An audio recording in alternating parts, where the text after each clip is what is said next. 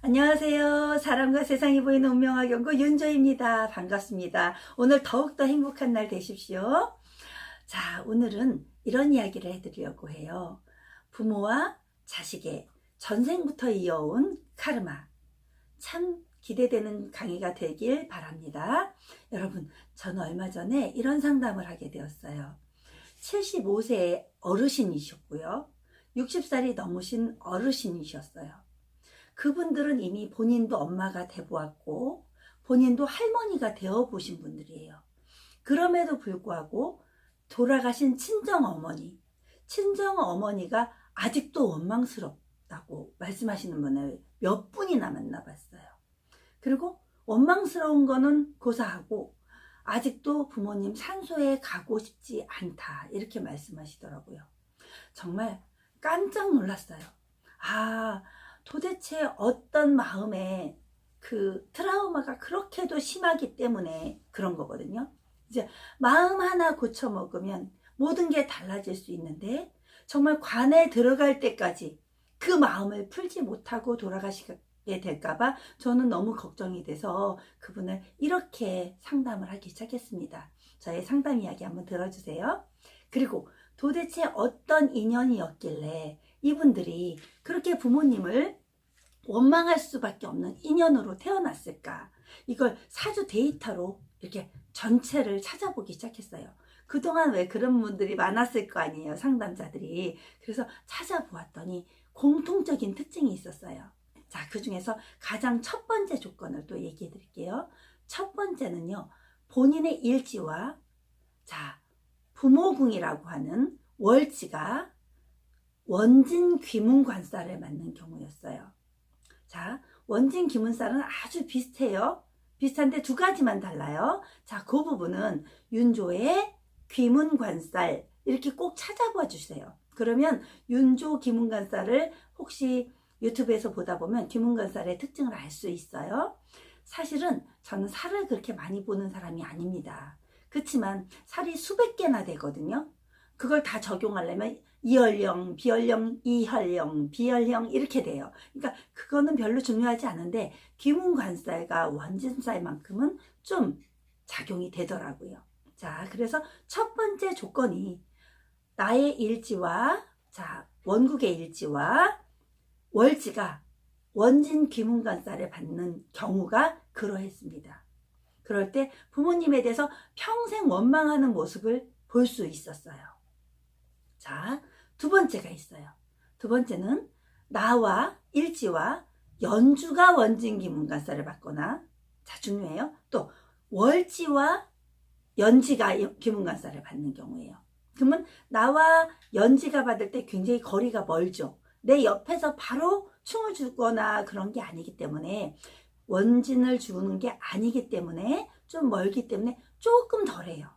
원망하는 기운은 있지만 좀 멀어서 엄마를 이해해봐야지 이런 노력을 하더라는 것입니다. 그리고 또 하나는 나와는 상관없이 연지와 월지가 이렇게 귀문관살을 받을 경우가 있어요. 그럴 경우에도 나와는 별로 관계가 없어요. 내가 노력을 해요. 엄마를 이해해야지. 엄마가 이렇겠구나. 그렇지만 엄마 자신이, 나에게 태어난 나의 어머니 자신이 내가 이해할 수 없을 만큼 그렇게 원망을 받을 수밖에 없게끔 행동을 하시는 거예요. 친정엄마와 할머니가 그런 관계를 가져주더라고요.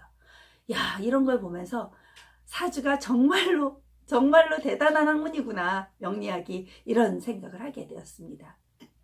그리고 또 하나, 이제 그 세 가지 가르쳐 드렸잖아요. 그 하나, 내 사주에 또 하나 충이 있을 경우예요. 충과 형이 있을 경우인데요. 이런 경우는 부모가 사실은 1번 이혼을 하거나, 2번 극단적으로 가면 부모가 돌아가시거나, 어느 한 분이 그렇겠죠. 세 번째, 살아도 사는 게 아니거나, 이런 관계를 갖더라고요. 그런데 다행히도 나와 충을 맞는 게 아니라 부모끼리의 그 부모대의 충이에요. 그래서 아버지의 삶이, 아버지가 일찍 집을 떠나오는 거예요. 자수성가형이 되겠죠. 그래서 일찍 고향을 떠나와서 그 객지에서 살려고 하니까 얼마나 힘들었겠어요. 그러니까 뭐 엄마 아빠가 막 맨날 싸우고 난리가 나는 거죠. 그러다 보니까 나는 마음을 아무리 올곧게 먹고 싶어도 나 자신에게는 계속해서 충의 기운이 넘어오는 거예요. 왜? 집에서 가만히 있는데 엄마 아빠 싸워요. 그럼 방문 쾅 닫고 나는 저렇게 살지 말아야지 이렇게 되는 거잖아요. 근데 막상 자기도 그렇게 사라지는 거, 그런 거 배우면 안 돼요. 절대 안 돼요. 자, 이런 관계예요. 자, 그럼 이렇게 총정리를 좀 해드릴게요. 자, 월지와 일지의 관계가 되게 중요하더라. 그리고 연지와 월주의 관계가 굉장히 중요하더라. 그런데 여기서 더 중요한 게 있었어요. 어떻게 부모 자식이 그렇게 평생 원망의 기운으로 살 수 있겠어요? 이건 필시 사주에는 타고난 자기만의 카르마를 가지고 태어나는 거예요. 사주는 우리 스승님이 말씀해 주시기를 이렇게 말씀해 주셨어요. 전생연법에서 내가 가지고 온 성적표다. 그렇기 때문에 그 누구도 원망할 일이 없습니다. 사실 알고 보면 내가 전생에 행했던 모든 게 하나의 데이터화돼서 그 사주 8글자로 내가 딱 태어난 거거든요. 결국은 부모 운이 없는 것도 내 탓이요, 자식이 운이 없는 것도 내 탓이요, 남편 운이, 아내 운이 없는 것도 내 탓이었다는 것이죠. 그러면 우리가 이 생을 안다면 어떤 관계도가 될까요? 자, 지금 이번 생이 왜 우리에게 중요하냐면 동물로 태어났다면 또 몰라요. 사고방식이 어떻게 다를지 모르니까. 하지만 우리가 인간으로 태어난 이상 우리는 배울 수 있고 사고할 수 있고 행동할 수 있습니다. 자, 이 업식을 하나하나 풀고 가야만 합니다. 그래서 그 70대가 넘으신 어르신들에게 감히 이 어린 제가 이런 말씀을 다 해드리면서 그런 마음을 갖지 않는 거, 돌아가시기 전에 엄마 산소에 가서 정말 무릎 딱 꿇고 엄마 미안해.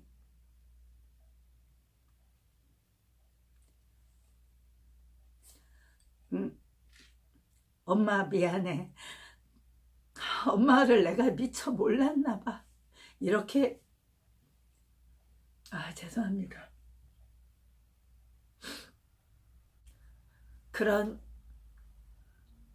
그런 진실한 마음을 가슴을 다해서 고백을 해주시는 것입니다. 그러면 신의 선물이라는 영화 보셨죠? 신의 선물이라는 영화 속에 이런 대화가 나옵니다.